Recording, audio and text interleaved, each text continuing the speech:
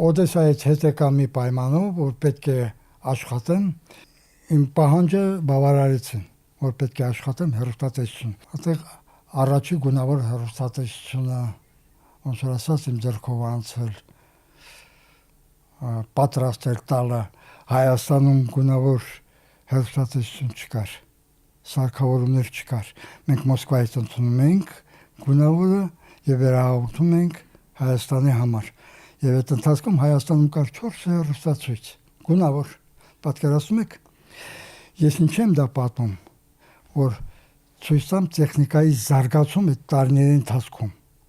էքսպրոմտ, շատ արագ, սենց ոնց որ սելավ լիներ տեխնոլոգիայի զարգացումը, պատկեր։ Իսկ եթե համեմատելու ունեք մեր օրերի հետ, հնարավորությունների։ Մեր օրերի հետ հեռուստատեսությունը ռադիոն այն ժամանակ ռադիոն համեմատաբար թեթև էր տեխնոլոգիան բանի հետ կապված հեռուստատեսության հետ հեռուստատեսությունը շատ բարդ էր ոնց ասում այսօրվա դրությամբ այս կամերաները որ դրված են դա գտածո է աշխատողների համար քիչ պահանջ են ներկայացնում լարքի բերելու որակին հետևելու ավտոմատիկա է։ Մեր ժամանակ ամեն կամերա կարելի է համարել, որ մի արտադրամաս է, եթե բացենք կամերան։ Քանի հոգ էր սպասարկում մի սարքը։ Կամերաները այն ժամանակ բաներ ապարատ այսբեր կոչվում, այսբերներ տեխնիկական սարքավորումների սրահներ ամեն բանում 3-4 կամերա էր եւ այդ կամերաները աշխատելուց եթեր մտնելուց հետո այն ժամանակ տեսագրություն չկար կենթանի եթեր եւ բոլորի համար էր դժվար հաղորդավարների աշխատողների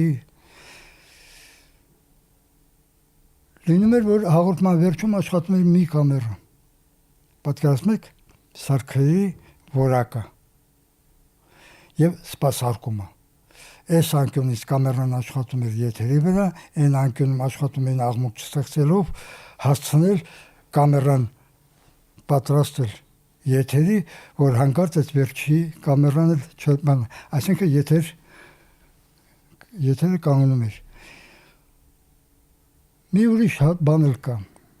Ներկա պայմաններում հեռուստատեսությունում խոտան հասկացողությունը մի տեսակ հետին պլան է գնա։ Օտակա գոյություն չունի, որ գնահատի աշխատանքը, որ այսքան խոտան տվեցին եւ այլ, խոտանի համար դժի ենթարկել, չկա այդ հասկացողությունը։ Մեր ժամանակ 1 րոպեվա խոտանի համար կարող էր զրկվել հավելյալ աշխատավարձից։ Բարձրությունները։ Եվ այդ վիճակը ստեղծում էր պրպտուն լինել, սովորել հիմքը կար զարգացումը կախված էր անձից։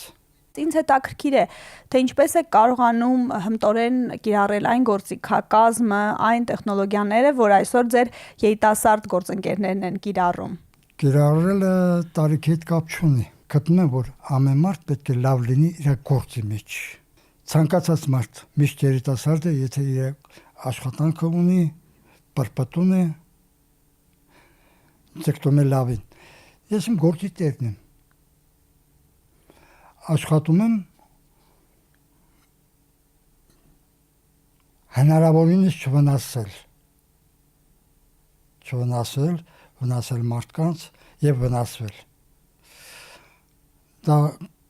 կոչել ինքնապաշտպանություն չի ասի, գիտեք ոնց։ Ապրելակերպը ճիշտ։ Եվ բոլոր ամեն ինչում լինել ճիշտ։ Ցանկացած դեպքում էքսպրոմտ հայտարարությունը սխալ է։ Եվ վնասում է դիմացինին եւ քեզ։ Փորձառությունից ինչ եք տեսնում 21-րդ դարի սերնդին եւ մեզ այսօր ինչն է խանգարում մասնագիտական զարգացում ունենալ, անձնային աճ եւ ընդհանրապես երկրի բարգավաճմանը խոչընդոտող ինչ խնդիրներ եք տեսնում։ Մեր երիտասարդությունը շատ լավն է։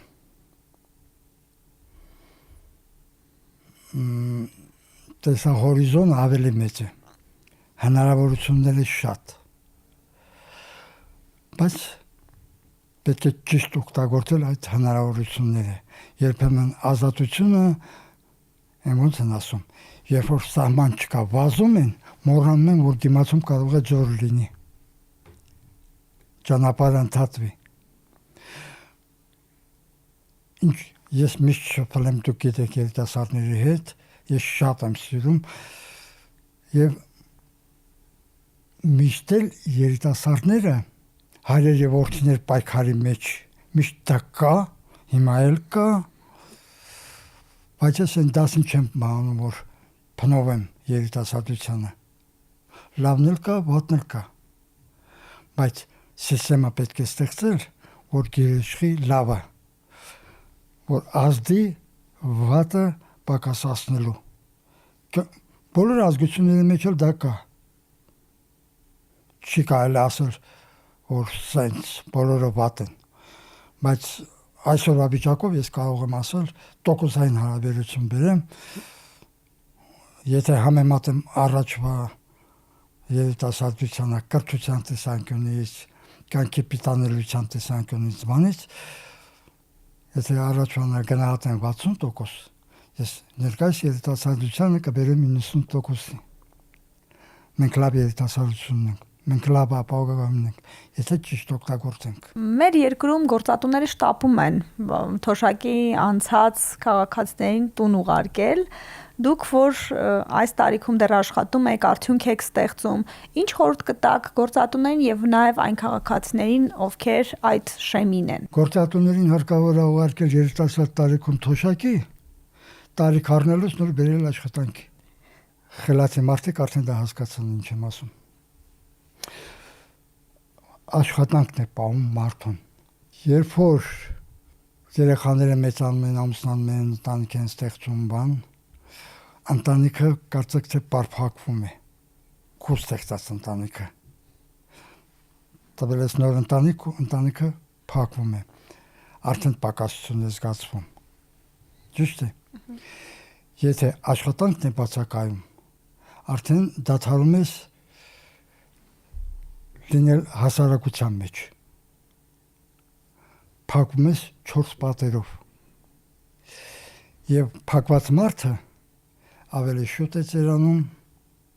ավելի շուտ է մոռանում իր մասնագիտությունը եւ ավելի է մոտենում, ոնց որ ասած, հողի ջերմությանը։ Ձգում է այդ հողի ջերմությունը։ Դա ֆիզիոլոգիա է։ Դա սպանում է մարդուն։